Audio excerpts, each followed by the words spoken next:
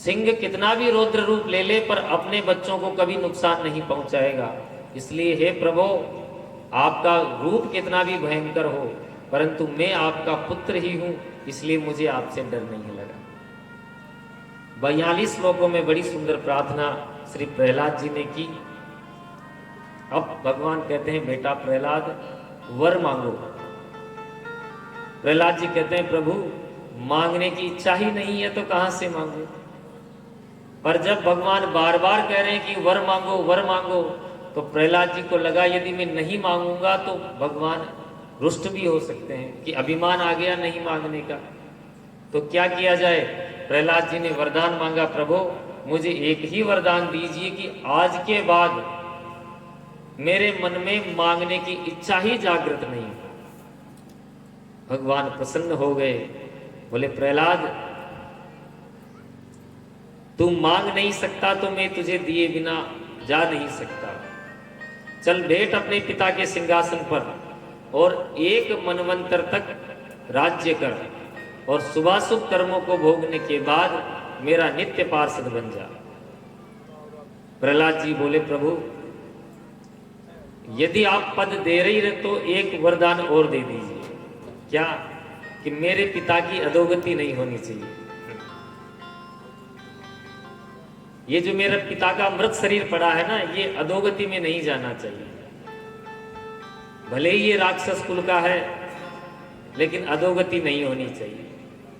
नृसिंह भगवान बोले, प्रहलाद जिसका तेरे जैसा भक्त पुत्र हो उसके पिता की अधोगति तो हो ही नहीं सकती। जा, तेरे पिता को मेरा परम पद प्राप्त होगा और अपने पिता का अंतिम संस्कार कर। दूसरी बात, जिसके तेरे जैसा भक्त पुत्र होता है उसका पिता तो क्या, उसकी 21 पीढ़ियां कर जाती है, और फिर तेरा पिता तो मेरे शरीर गोदी में रखकर शरीर त्याग रहा है, उसकी अधोगति कैसे हो सकती है। जा अपने पिता का अंतिम संस्कार कर। कुरुत्वम प्रेत कार्याणि पितु पूतस्य सर्वसः।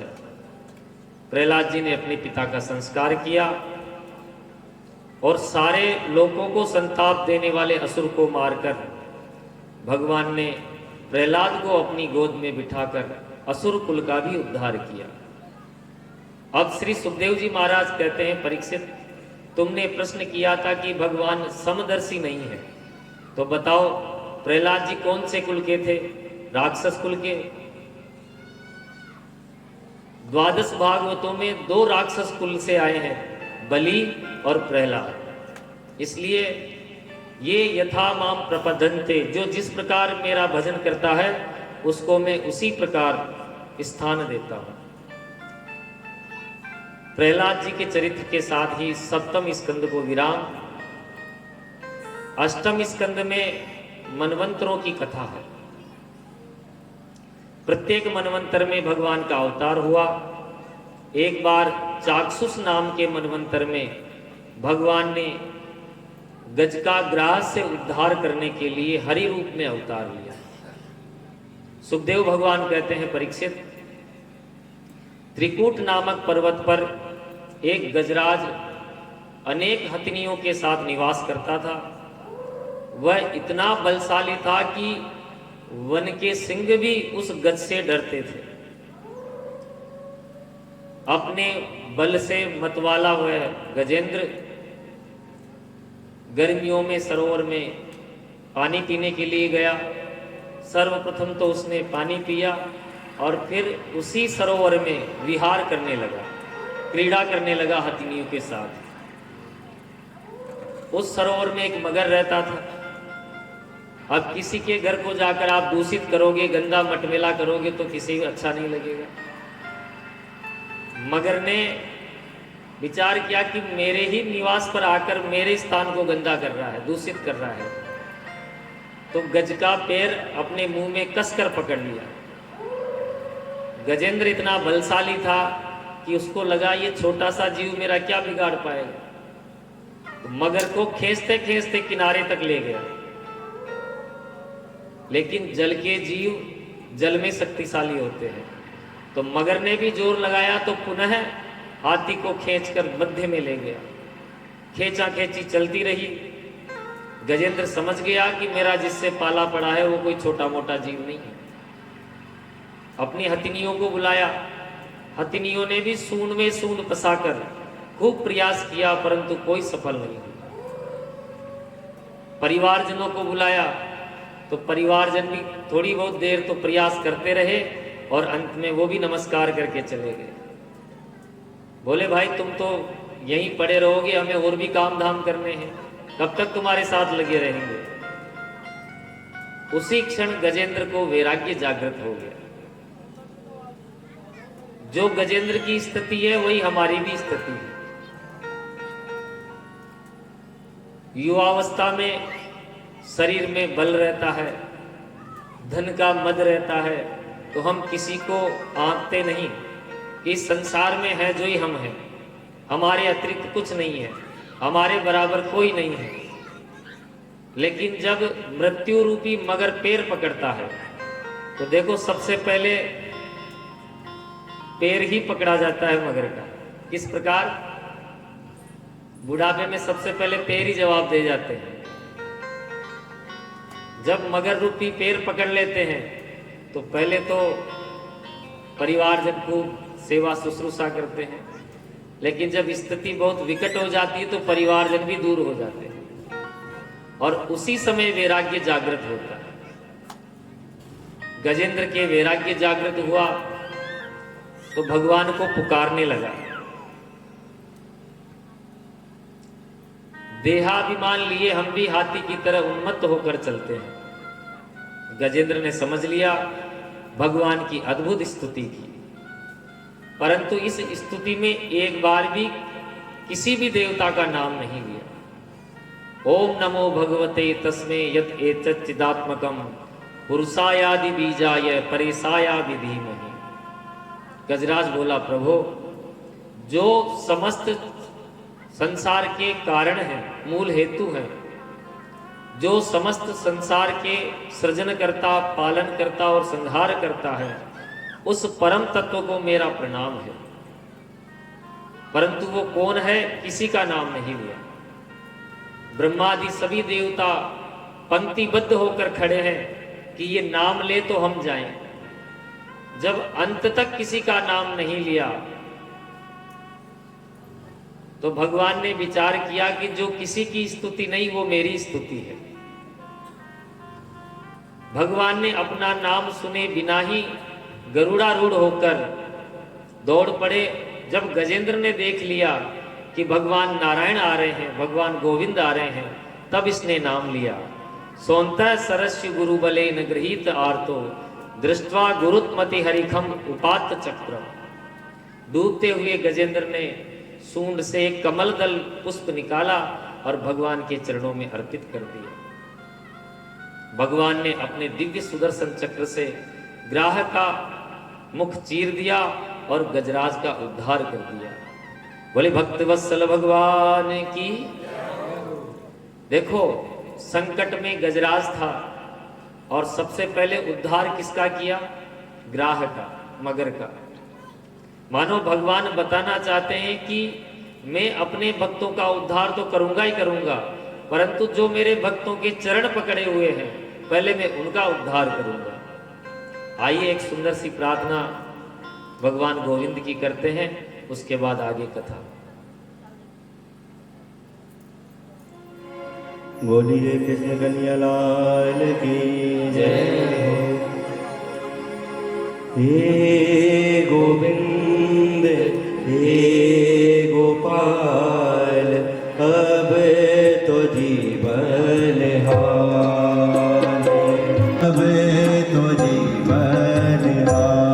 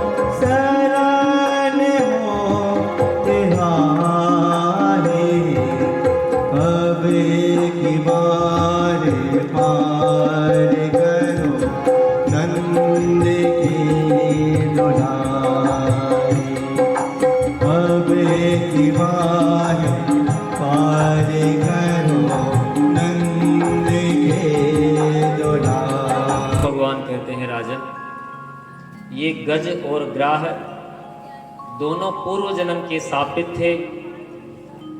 ये जो ग्राह था ये हुहु नाम का गंधर्व था। एक समय देवल ऋषि नदी में स्नान कर रहे थे तो इसने जल में घुसकर ही देवल ऋषि के पैर पकड़कर बैठ गया। महात्मा ने विचार किया कि किसी मगर ने पैर पकड़ लिया, जोर से चिल्लाए, तब ये निकल के आओ हो महाराज जी डर गए, महाराज जी डर गए। तो महात्मा ने श्राप दे दिया कि दुष्ट, तूने मेरी संध्या वंदन में विक्षेप किया है, जा मगर ही हो जा। बोला महाराज हमारा तो काम ही ऐसी मजाक करने का है, गंधर्वों का काम ही यही रहता है, और मैंने कुछ और तो किया नहीं, महात्मा के चरण ही पकड़े हैं। महात्मा प्रसन्न हो गए, बोले देखो मगर तो तुझे बनना पड़ेगा और इसी तरह किसी भक्त के चरण पकड़ लेना, तेरा उद्धार हो जाएगा। और ये जो गज था हाथी, ये इंद्रद्युम्न नाम का राजा था। अगस्त मुनि को आया, देखकर भी अपने सिंहासन से खड़ा नहीं हुआ, तो महात्मा ने श्राप दे दिया कि हाथी की तरह बैठा है, जा हाथी बन जा। इसी प्रकार विभिन्न मनवंतरों में भगवान ने अलग अलग अवतार लिए। एक बार दुर्वासा मुनि का श्राप लगा इंद्र को, क्योंकि दुर्वासा मुनि को भगवान की कृपा प्रसादी की एक माला प्राप्त हुई थी। दुर्वासा जी ने वो माला इंद्र को भेंट की। इंद्र ने विचार किया कि पहले तो भगवान ने पहन ली, फिर दुर्वासा जी ने पहनी और पहनी पहनाई माला मेरे को दी, तो मैं देवताओं का राजा ये पहनी पहनाई माला नहीं पहनता। तो वो माला उसने अपने एरावत हाथी की सूंड में डाल दी। अब पशु तो पशु होता है, वो प्रसादी माला का महत्व क्या जाने। तो एरावत हाथी ने सूंड से वो माला नीचे जमीन पे गिरा दी और पैरों से कुचल दी। दुर्वासा जी मार्ग में जा रहे थे, पीछे घूम कर देखा तो देखो तो सही प्रसादी माला इंद्र पर कैसी सज रही है। पीछे घूम कर देखा तो माला धरती पर गिरी हुई, हाथी के पैरों से कुचली हुई। क्रोध आया, दुर्वासा जी को श्राप दे दिया कि जा तू श्रीहीन हो जा, तेरी श्री छिन जाए, पाताल में चली जाए। अब उधर शुक्राचार्य जी को पता पड़ा कि दुर्वासा जी का श्राप लग गया। तुरंत राक्षसों से बोले चलो अभी समय है। स्वर्ग पर आक्रमण कर लिया और स्वर्ग पर दैत्यों का आधिपत्य हो गया। सारे देवता मिलकर भगवान गोविंद की शरण में आए। भगवान बोले देखो महात्माओं का अनादर तुमने किया है, फिर भी कोई बात नहीं, तुम्हारी स्त्री समुद्र में समाहित हो गई है, इसलिए तुम्हें समुद्र मंथन करना पड़ेगा। कैसे होगा महाराज? कि अकेले तो होगा नहीं, दैत्यों का सहयोग लेना पड़ेगा। बोले महाराज दैत्य तो हमारे कट्टर विरोधी, वो भला सहयोग कैसे करेंगे? बोले भाई जैसे मतलब आने पर सर्प चूहे से मित्रता कर लेता है, अर्योपि संदेया सती कार्यार्थ गौरवे अहि मूसकवत देवा या दर्श्य पदवीम गते है। अहि मूसकवत एक युक्ति बताई। जिस प्रकार एक लकड़ी का संदूक होता है, उसमें कोई चूहा घुस जाए और संयोग से वो लकड़ी का संदूक बंद हो जाए, पीछे पीछे सर्प भी घुस गया, दोनों उस संदूक में बंद, दोनों एक दूसरे के विरोधी। अब सर्प चूहे को देखकर कहता है मामा जी राम राम। अब पहले तो चूहा घबराया, फिर बोला भाई अब तुम्हारे मामा जी कैसे? कि देखो कल रात को मीटिंग हुई थी हमारी सर्पों की, हमारी जनसंख्या खूब बढ़ रही है, रहने को निवास नहीं है, तो हम यदि चूहों को खा जाएंगे तो हमारे लिए निवास की व्यवस्था कैसे होगी? इसलिए हम सबने निर्णय ले लिया कि आज के बाद चूहों को नहीं खाएंगे। और मामा जी एक बात बताओ, यहाँ से निकलेंगे कैसे? चूहा बोला भांजे डरता क्यों है, मेरे ये तीखे तीखे दांत किस दिन काम आएंगे। फटाफट चूहे ने लकड़ी की पेटी कुतर दी, दोनों मामा भांजे बाहर आए और बाहर आते ही सर्प ने गप से चूहे को निगल लिया। तो इसे कहते हैं अहि मूसकवत। भगवान समझाते हैं कि अहि मूसकवत देवा ह्यातार्कम पदवी गते है। जिस प्रकार समय आने पर सर्प भी चूहों से मित्रता कर लेता है, उसी प्रकार तुम राक्षसों से मित्रता करो और समुद्र मंथन करो। देवता समझ गए, दैत्यों के पास गए, समुद्र मंथन का प्रस्ताव रखा और बोले भाई जो अमृत निकलेगा वो हम दोनों भाई आपस में बांट कर पी लेंगे, फिर खूब लड़ाई हो, मरेगा कोई नहीं। दैत्यों को बात पसंद आ गई कि ये बहुत बढ़िया युक्ति है, चलो चलते हैं। देवता और असुरों ने मिलकर समुद्र मंथन के लिए सर्वप्रथम मंदिराचल पर्वत उठाया। पर्वत उठाकर चल दिए, पर गणेश जी का पूजन नहीं किया। सोई विघ्नेश्वर गणेश्वर नाराज हो गए और एक कदम ही चले थे कि पर्वत लुढ़क कर सभी दैत्यों और राक्षसों देवताओं पर गिर गया। अब महाराज कुछ तो खंडित बंडित हो गए। दैत्य तो हाथ जोड़कर दूर खड़े हो गए कि बोले हमको ऐसा समुद्र मंथन नहीं करना, ऐसा अमृत नहीं पीना। देवताओं ने प्रभु का ध्यान किया तो भगवान नारायण प्रकट हो गए, बोले घबराओ मत, इस पर्वत को मैं लिए चलता हूं। गिरिम चारोप्य गरुड़े हस्ते के नेन लीलया। भगवान ने लीला के द्वारा ही एक हाथ से पर्वत को उठाकर समुद्र तट पर पहुंचा दिया। अब भगवान ने कहा कि देखो सबसे पहले रस्सी का प्रबंध करो। तो सब मिलकर वासुकी नाग के पास गए, सहयोग के लिए बोला। तो वासुकी नाग बोले भाई अमृत तुम पियोगे, हम जबरदस्ती अपना शरीर क्यों छिलाएं? अमृत में से हमें हिस्सेदारी मिले तब तो हम अपना शरीर छिलाएं। सबने एक स्वर में स्वीकार किया। वासुकी नाग को लाकर मंदिराचल पर्वत पर प्रभु ने चारों तरफ लपेट दिया। अब भगवान ने विचार किया कि जो मुंह की तरफ लगेगा उसकी विडंबना हो जाएगी, इसलिए देवताओं से कहा, देवताओं तुम श्रोत्रिय ब्रह्मनिष्ठ हो, उच्च कुल में उत्पन्न हो, तुम लोगों को मुंह की तरफ लगना चाहिए, और दैत्यों तुम पूंछ की तरफ लग जाओ। दैत्य बोले महाराज समुद्र मंथन हो चाहे नहीं हो, हम कोई छोटे बाप के बेटा थोड़ी है, लगेंगे तो हम मुंह की तरफ। भगवान बोले भाई ठीक है तुम लग जाओ, देवताओं तुम पूंछ की तरफ लग जाओ।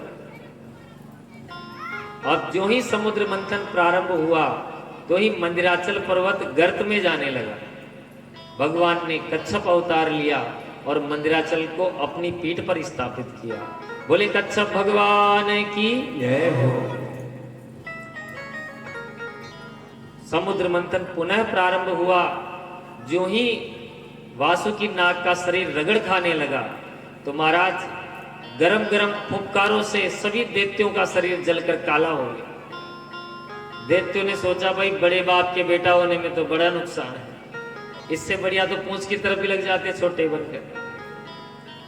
कोई बात नहीं। अब मंथन प्रारंभ हुआ तो कुछ ही समय बाद कालकूट विषाग्नि प्रकट हुई। सब जलचर उस विषाग्नि से छटपटाने लगे। देवता घबरा गए कि ये क्या हो गया। भगवान बोले देवताओं घबराओ मत। सब लोगों ने विष एकत्रित किया और भगवान भोलेनाथ की शरण में पहुंच गए। सबने भोलेनाथ से प्रार्थना की कि हे देवाधिदेव भूतनाथ, देव देव महादेव भूतात्मन भूत भावन त्राही न शरणापन्ना त्रैलोक्यात् दहनात् विषाद। इस विष से त्रैलोक्य दहन हुआ जा रहा है, आप हमारी इससे रक्षा करो। भगवान शिव मुस्कुराते हुए पार्वती जी से बोले कि देवी ये मुझे विषपान कराने के लिए हाथ पैर जोड़ रहे हैं, बोलो क्या करूं। अब भवानी दुविधा में पड़ गई। कैसे बोले पति को भाई विष पी जहर पी जाओ, और मना करे तो फिर संसार का अनिष्ट होता है। तो जगदम्बा भवानी कहती प्रभु आप वैसा ही कीजिए जिसमें सबका हित हो। तो क्या मैं जहर पी लूं? मैं ये तो नहीं कह रही। ठीक है, मैं समझ गया। तो भगवान भोलेनाथ ने राम नाम का आश्रय लिया, रा कहकर मुख खोला और मैं कहकर मुख बंद किया। और जो ही ध्यान आया कि मेरे हृदय में तो राम जी का निवास है, अगर ये जहर नीचे जाएगा तो मेरे राम को तकलीफ होगी, तो कंठ में ही विष को रोक लिया। भगवान का कंठ नीला हो गया और भगवान का एक नाम और नीलकंठ हो गया। बोलो नीलकंठ भगवान की। ततः करतली कृत्य व्यापी हालाहलम विषम अभक्षयन महादेव कृपया भूत भावन। सारा विष गले में अटका लिया, न भीतर रहा न बाहर छोड़ा। राम नाम के प्रताप से ही भगवान शंकर ने विष को भी अमृत तुल्य बना लिया। समस्त देवता भोलेनाथ की जय जयकार करते हुए लौट आए और पुनः मंथन प्रारंभ किया। अब की बार जो ही मंथन प्रारंभ किया, हविर्धानी ततो अभूत, कामधेनु गाय प्रकट हुई। भगवान ने वो गाय ऋषियों को प्रदान कर दी, क्योंकि गाय का सबसे ज्यादा काम तो ऋषियों के यहाँ ही आता है।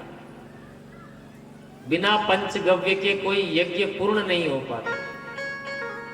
आज भी हम लोग कोई शुभ कार्य करने बैठते हैं तो सब सर्वप्रथम पंचगव्य प्राशन करते हैं।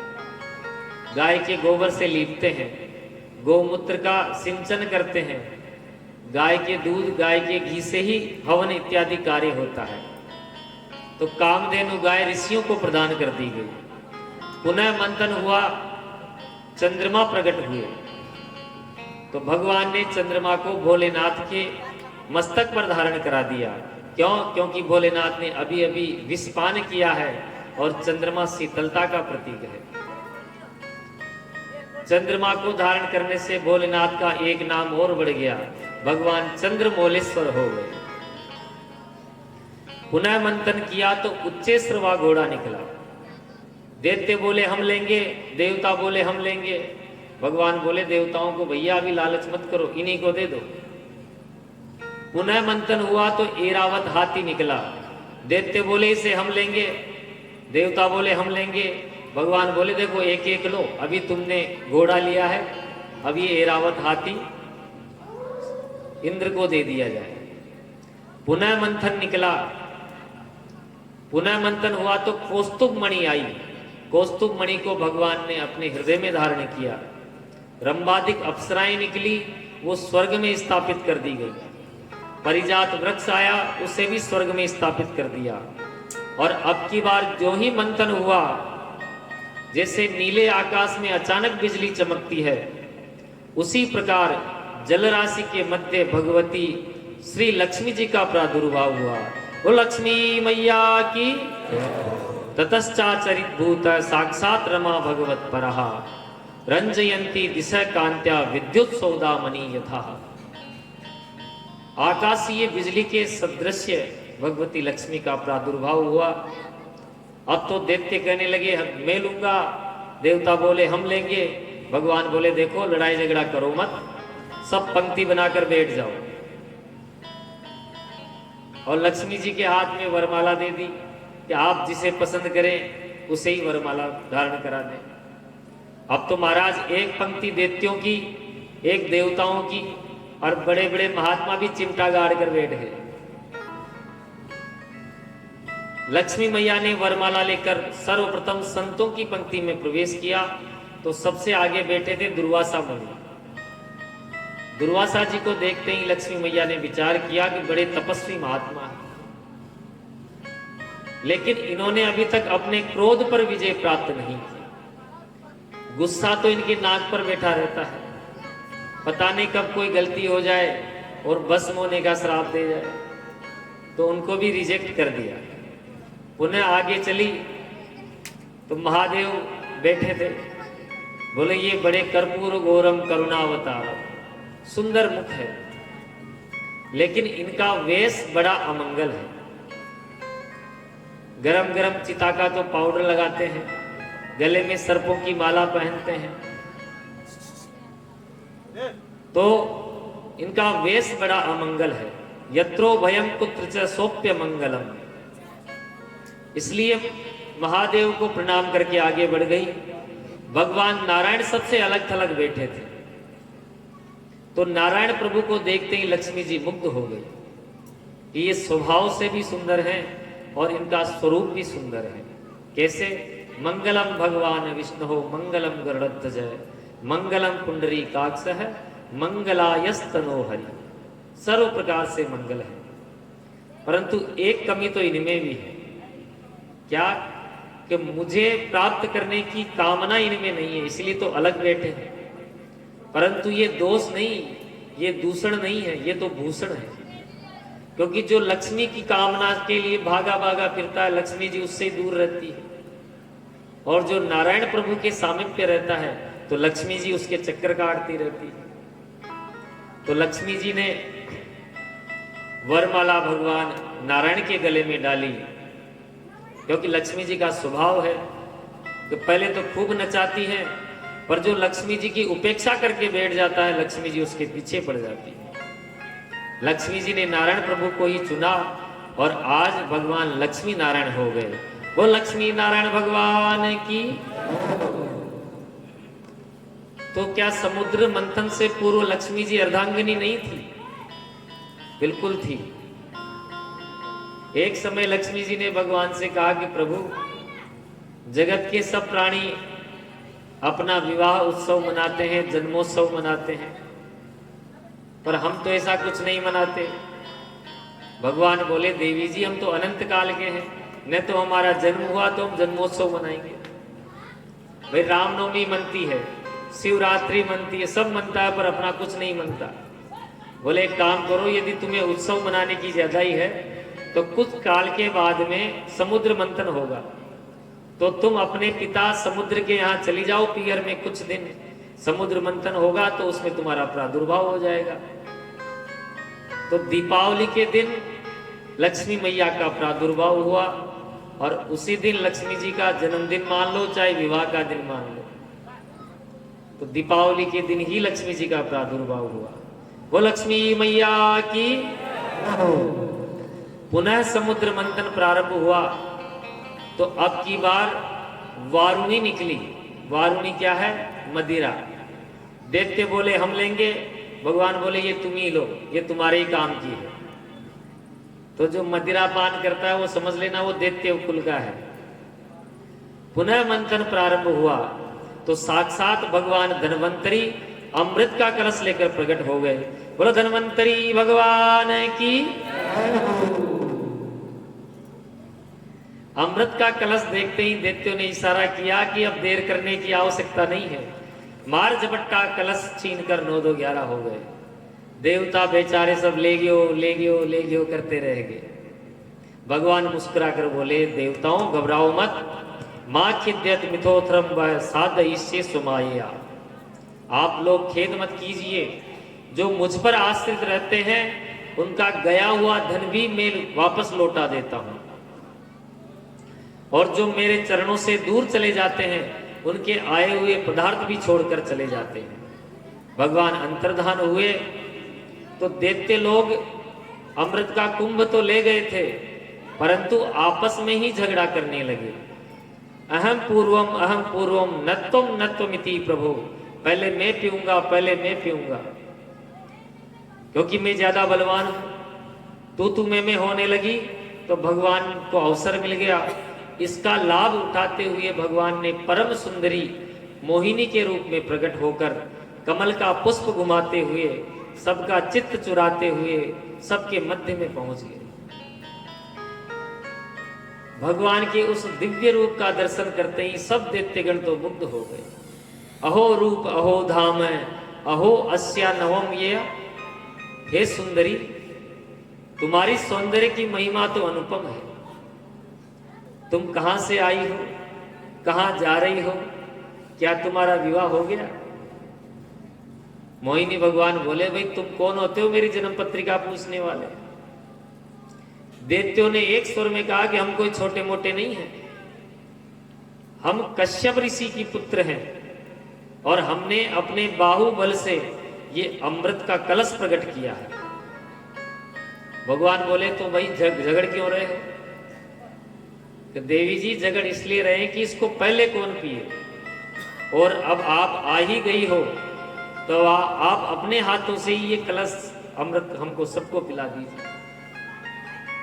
तो भगवान ने पहले तो थोड़ा सा त्याग दिखाया, बोले देखो अपरिचित स्त्री से इतना विश्वास नहीं करना चाहिए, मैं लेकर भाग गई तो इसलिए भैया तुम्हारे तुम ही पी लो। अब देख के बोले कि देवी जी आप चिंता मत करो, अब तो आपके हाथ से ही पीना है, तो देखो किसी को कम किसी को ज्यादा मिल जाए तो मेरे को मत कहना। नहीं नहीं आपकी मर्जी, जिसको जैसा पिलाओ। उतने में ही देवता लोग आ गए, बोले ये कौन? ये हमारे सौतेले भाई हैं। भगवान बोले देखो मैं इस कलश में देख रही हूं कि ऊपर ऊपर नीरा नीरा पानी तो तैर रहा है और अमृत अमृत इसके नीचे बैठा है, तो ये पानी पानी तो देवताओं को पिला देते हैं और बचेगा फिर अमृत, ये तुम पी लेना।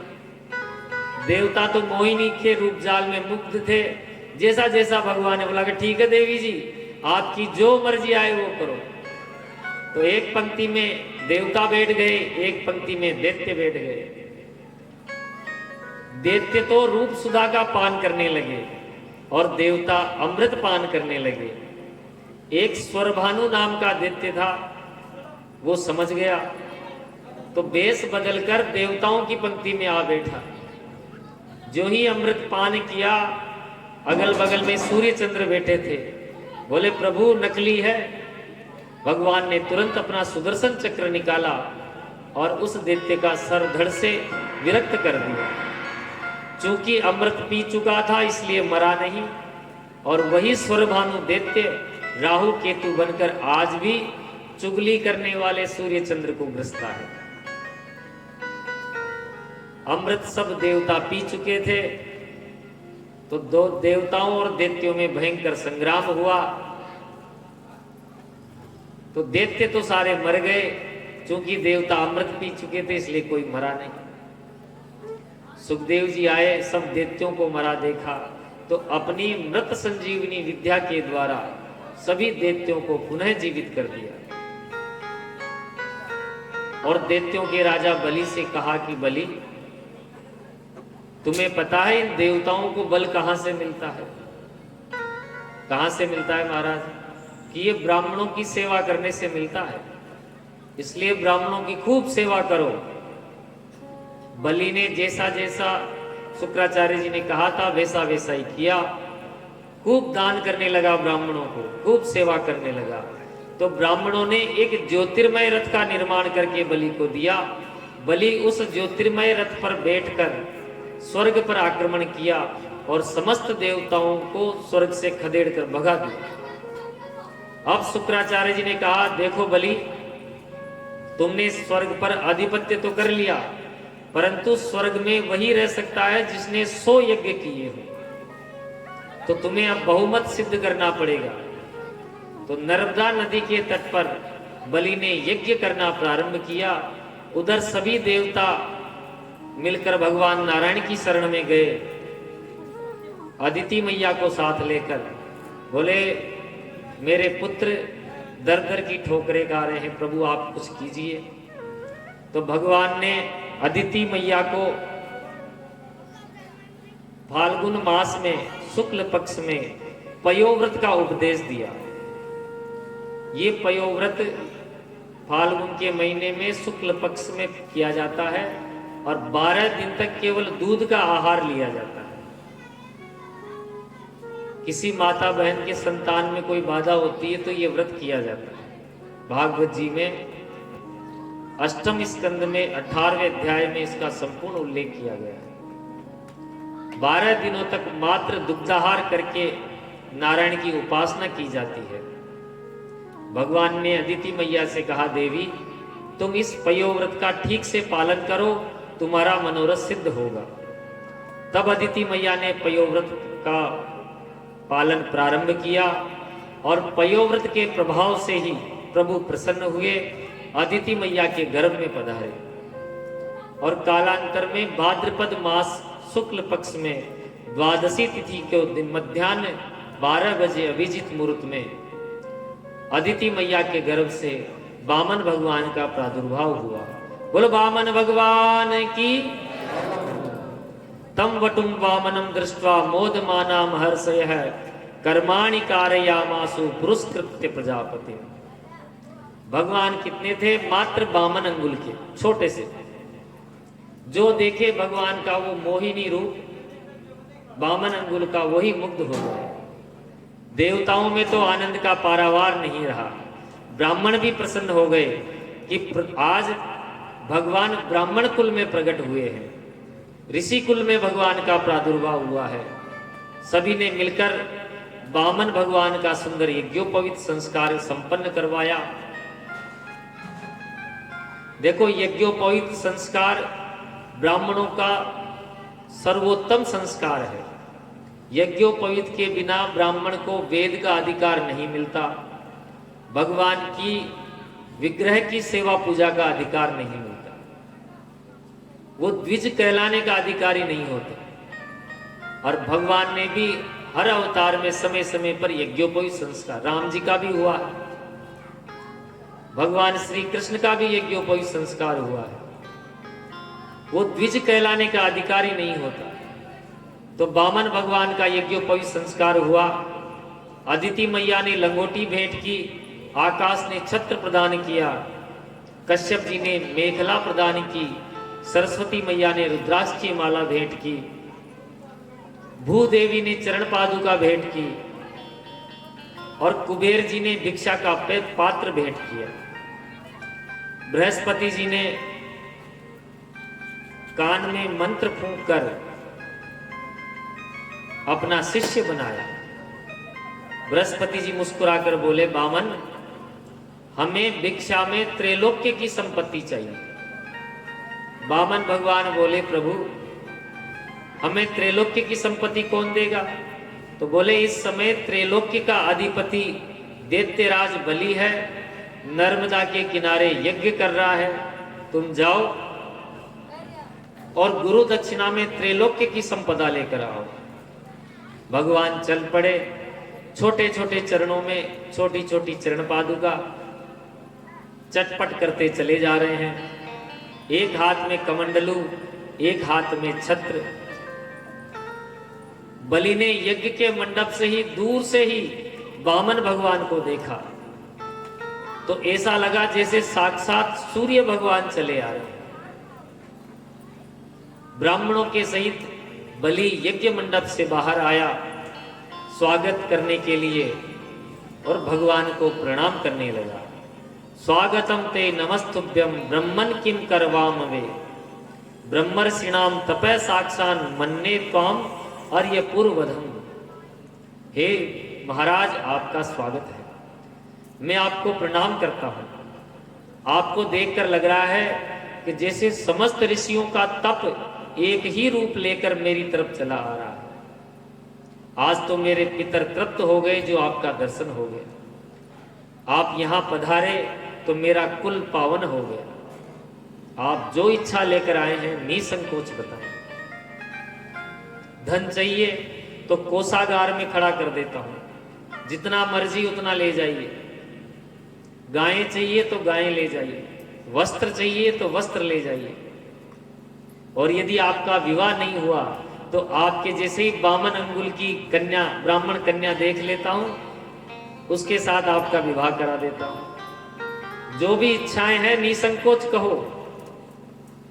वामन भगवान पहले तो मुस्कुराए और बोले, बलि, जैसा तेरा नाम सुना था वैसा ही तू निकला।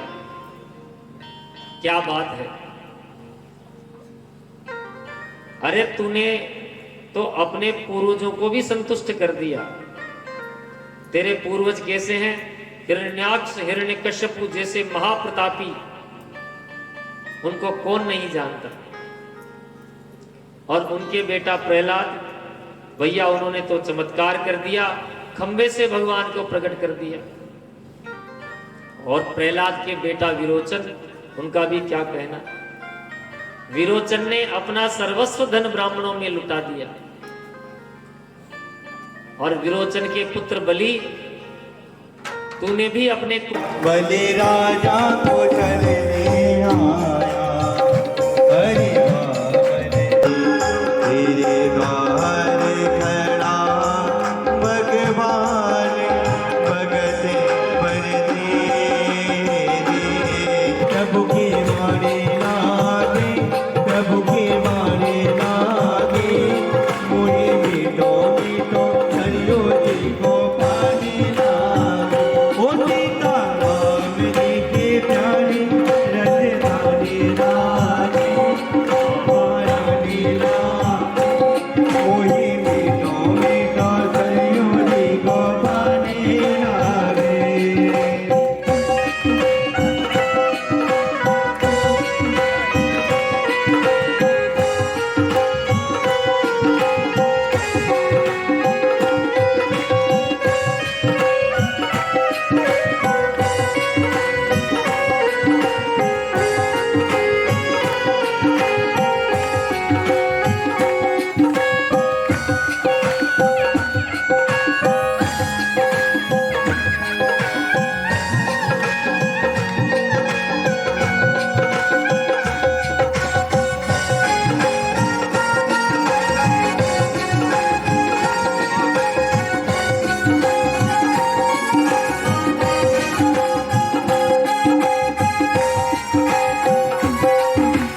छोटी छावनी रंग में हनुमान गढ़ी अति सुंदर, छोटी छावनी रंग में हनुमान गढ़ी अति सुंदर, स्वयं जगत के मालिक बैठे कनक भवन के अंदर, स्वयं जगत के मालिक बैठे कनक भवन के अंदर।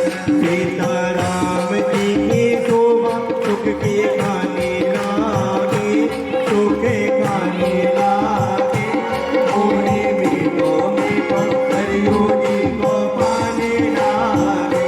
ओ सीता राम जी की प्यारी रजरानी लागे, रजरानी लागे, मोहे मीठो मीठो हरियो जी को पाने लागे।